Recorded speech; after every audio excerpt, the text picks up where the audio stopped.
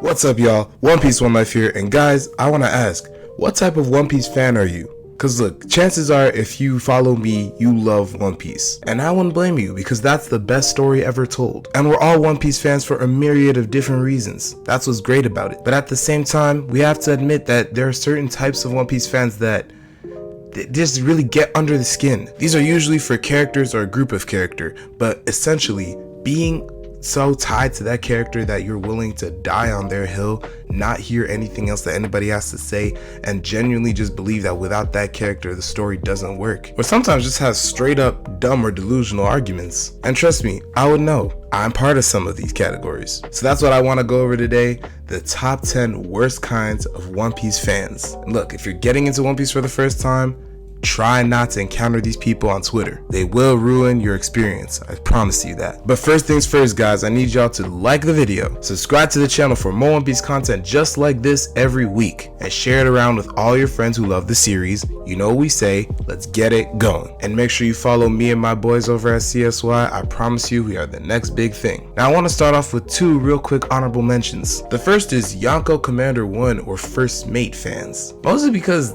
these don't really exist. Like genuinely, it was over this summer that I, for the first time, ever heard somebody actually pushing the first mate agenda, talking about how first mates are on average over admirals. And I mean, there are certain examples we'll get to later on because there are characters who are part of that group that deserve their own place in the top 10, but damn, like I get it, on average, Yonko first mates are impressive, but at the same time, can we moderate what we're saying, please? Especially on public forums? Because I promise you they are not above the admirals. And the second honorable mention that I want to give it to is Blackbeard fans. And now here's my thing, Blackbeard fans, y'all gotta understand something. And in fact, this goes for the rest of the video as well. When I'm talking about something having to do with strength and feats, I want to have seen the feats by this point that I'm recording it. There are certain things that I'm almost 100% sure will happen. But guess what? I can't count that yet because I can't predict the future. I'm not Katakuri, hint for who else is on this list. And so with that being said, Blackbeard fans, I want to ask you something.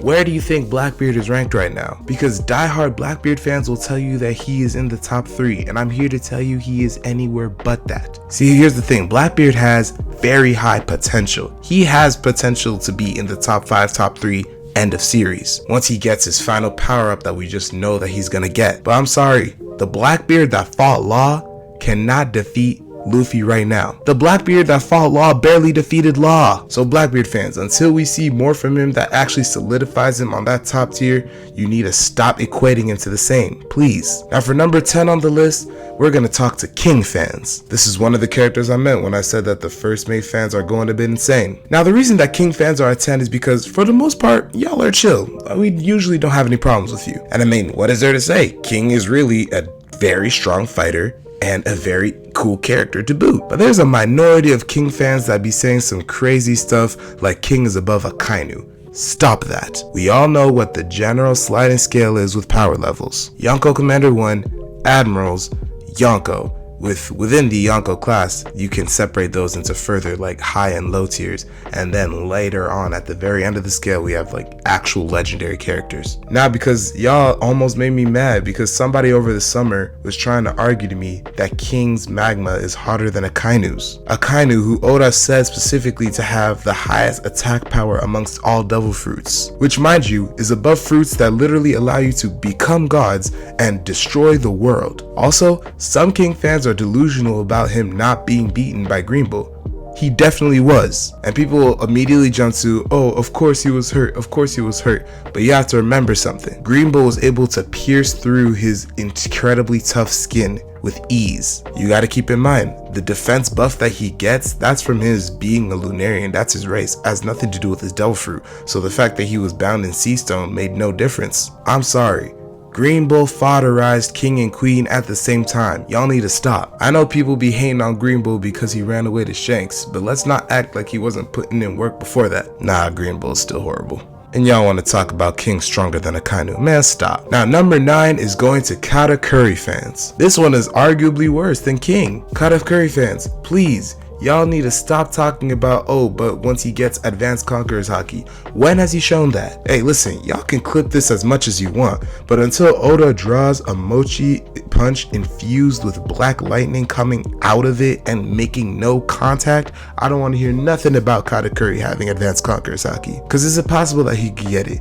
Yes, it is. But will he get it is a different story. Cause you know who else is possible to get it?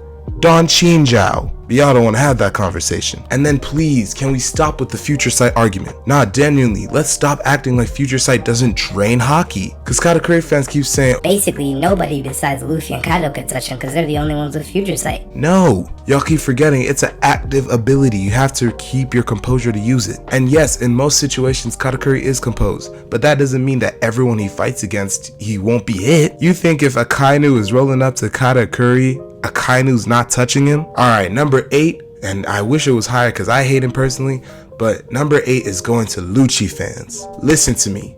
Lucci is not Yonko Commander 1 level. Y'all need to stop that discourse immediately. Lucci is not passing up either of the two that I just talked about on this list. Like, genuinely, I want people to come to me and answer to me what about Lucci is pushing him into that further stratosphere in their minds. Because if it's that fight with Zoro, I take that personally as a Zoro is ass as opposed to Lucci is him moment. Especially because when the chips were actually down, Zoro showed that he could have dispatched him at any time. I don't know, when I see Lucci in people's top 20s, it infuriates me because what are we doing? At best, he's Yonko Commander 3 level, so put him with Cracker and Jack. And then there's another delusional thing that Lucci fans sometimes be talking about, which is that Lucci is not at fault for Enies Lobby. What do you mean? Bro literally had a sadistic grin when he was going around killing everybody. He was looking Luffy dead on in the face, but the only thing he could think of was, how can I break his morale? Oh, I know. I'ma drown his friends who have nothing to do with being here. Luffy said it best. If I let you go, you're gonna go and kill all my friends. Luffy wasn't joking about that. He really would have done it. Cut to now. Jinbei can probably beat him. I said what I said. Now number 7 is one that I feel people want to be placed higher, and that's the Yonko fans. So here's my thing with Yonko fans. I just think we gotta stop arguing with Admiral fans. Cause honestly, what are we arguing for? We know that they're losing this argument, especially if it comes to power scaling. Because look, if you ever need something to tell you again that Yonko is above Admirals, just look at what Luffy was doing on Egghead. In fact, we don't even have to go that recent. People will say recency bias. Fine. Let's talk about how old, sick, on his deathbed Whitebeard was giving work to all 3 admirals. At different times, obviously, but still. But then the other thing to consider is, guys, Yonko fans, let's stop acting like there isn't different levels to being a Yonko. There definitely is. Kaido and Big Mom are not on Shanks' level. I think Shanks personally is relative to Prime Beard, and we're not gonna act like Blackbeard right now is anywhere near any of them. It's a sliding scale for strength. Now I just talked about the Yonko, so number 6 is gonna be their counterpart, the Admiral fans. And again, I just want to reiterate, Admiral fans, y'all are actually delusional if you think that they're above the Yonko. Like, people think I'm pushing agenda. I'm being so serious. Majority of people don't even have Luffy as their strongest Yonko right now, and still look at what he did to Kizaru. People are still talking about Luffy and Kaido being relative, and you want to talk to me about Kaido and Big Mom not being able to give the admirals work? Also, let's not act like the admirals' manpower didn't decrease over the time skip. We went from Akainu, Kizaru, and Aokiji, all top 15 characters, with both Akainu and Aokiji at different points being within the top 10, to Kizaru, Fujitora, and Green Bull. Fujitora is strong, don't get me wrong, but I don't think he's relative to Aokiji. And Green Bull is just a massive step down no matter how you look at it. And I know I was gassing Green Bull a bit back in the King section, but no, I want to tell you now, Green Bull's horrible. And if you don't believe that, all you gotta do is look at this panel right here. And then I just want to ask, who the hell are these two? Chaton and Momo Usagi? You mean to tell me that if Fujitora and Green Bull weren't drafted, these two would have been the next admirals? Pray tell, what in the fodder would these two have done? Because I can tell you now, the only thing they would have been good for is getting kicked around by others to show how strong they are. Now, as a subset of Admiral fans, number 5 is going to Akainu fans. Akainu fans, I know this is hard to contend with, but y'all gotta relax. Akainu is not the endgame villain of One Piece. There was a time when people thought the story was still about Marines versus pirates. It has ballooned past that. We all know that the world government is going to be the final enemy because that's just thematic storytelling. And he's probably going to have a fight in the final Throne War, but for him to be Luffy's final villain and the final villain of One Piece? Nah. Oh, and let's also talk about this. Garp is definitely smoking him. I don't care what anyone has to say, especially at the Marineford War. And on God, y'all better be thanking Sengoku because he saved your man's life on that battlefield that day. Because I have a question for you. If Garp just hit him with 2 galaxy impacts, what would have happened? No, genuinely, I want to ask. What would have happened? Now, number 4 is going to Shanks fans. I'm part of this group, so I know I'm talking to me too. Guys, let's be for real. I don't think Shanks has eclipsed Roger just yet. I think that with what he could potentially show us, he will, but I just think that Roger is on a different level of hockey man. Now, the sword thing. Guys, let's just stop trying to make excuses at this stage, okay? Oda very clearly pointed it out in the chapter where we got the Cross Guild's new bounties. He said, Mihawk has better sword skill than even the Emperor red-haired Shanks. Until we know more about how Shanks fights, what we have to conclude is that Mihawk in a contest of sword skill will beat Shanks. Now, I almost guarantee you that that's not the only way Shanks fights, but let's wait and see. Also, Shanks fans, let's not act like he's not a rat for talking to the Gorosei. Though this is a bit of a lesser thing, especially now that the whole Figureland family is a thing, because it really could be the Shanks evil twin theory. Back then people were saying it as jokes, but now it's an actual possibility, especially because we didn't see the side of his face that actually has the scar. Alright, I was dreading talking about this, but number 3, here we go. My favorite character, Sanji fans. Alright, let's start it off like this, guys. As I said, I'm a Sanji fan, and even I have to admit, Sanji is not on Zoro's level, guys. Let's stop. No, genuinely, because this discourse is so stupid. Let's just accept it at this point. Do I think that they're that far away? No, they're still relative because they're the 2 aides to Luffy. But is it true that Zoro is quite firmly above him? Yes he is. To me, the simple difference in their power level is that Zoro has advanced Conqueror's Haki while Sanji does not. Cause see, here's the thing.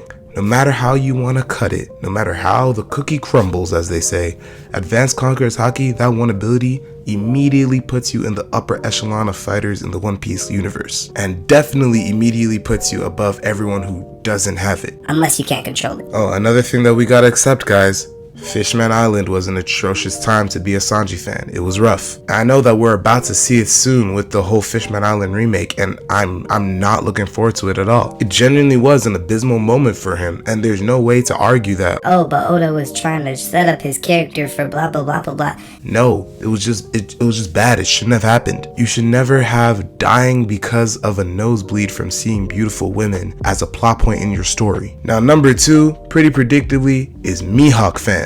Now, first of all, I'm convinced that y'all don't even exist for real. I think that all y'all are just Zoro fans masquerading, because if Mihawk isn't above Shanks, then suddenly Zoro's dream has no meaning. Where are the real Mihawk fans at? That's what I want to have discourse with. Now, while I agree that he is 99.9997% likely to have Advanced Conqueror's Haki, it is not confirmed at the time of this recording. So until we do get it confirmed, guys, please, for the love of everything that we hold dear, stop using that as a feat for him. And then y'all really want to have a discourse? Let's talk about Fraud Hawk. Cause in just the past arc, we have Garling and Nostro both going crazy and both being revealed as really powerful swordsmen. It's really jeopardizing that world's strongest title. Listen, all I'm saying is my GOAT would never tell Vista, I think it's advantageous for both of us to postpone this fight. My GOAT is beating Vista, but hey, maybe that's just me. But of course, if Sanji fans are number 3 and Mihawk fans are number 2, we know what has to be number 1. Yes, Zoro fans,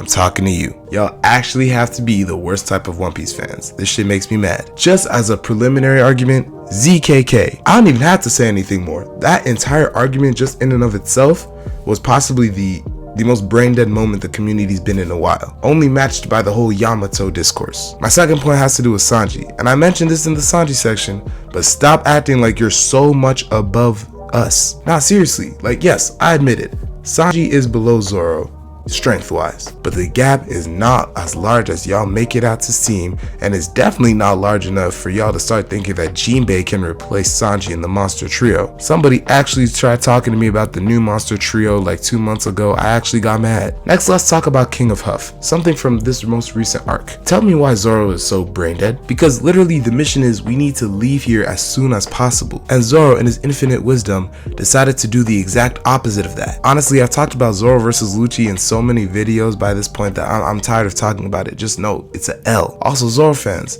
Can we stop talking about him being stronger than Shanks already? What's that about? Granted, it's a minority of y'all, but some of y'all are actually crazy enough to utter those words in public. And how you don't immediately get jumped for it is beyond me. Now, I'm sure that other people can draw to many more reasons why, but I just firmly believe Zoro fans are the worst types of One Piece fans. But honestly, everything on this list, we have to go outside and touch grass, guys. And I'm saying this as a person who makes YouTube videos on fictional pirates. But guys, in your opinion, who do you think are the worst types of One Piece fans? Is there a character with an incredible fan base that I'm forgetting? Make sure you let me know all that good stuff and more in the comments. That's gonna be all for this video, guys, but please, before we go, like the video, subscribe to the channel for more One Piece content just like this every week, and share it around with all your friends who love the series. Like I always say, I'm trying to build a community, but I need your help to do it. That's gonna be all from me.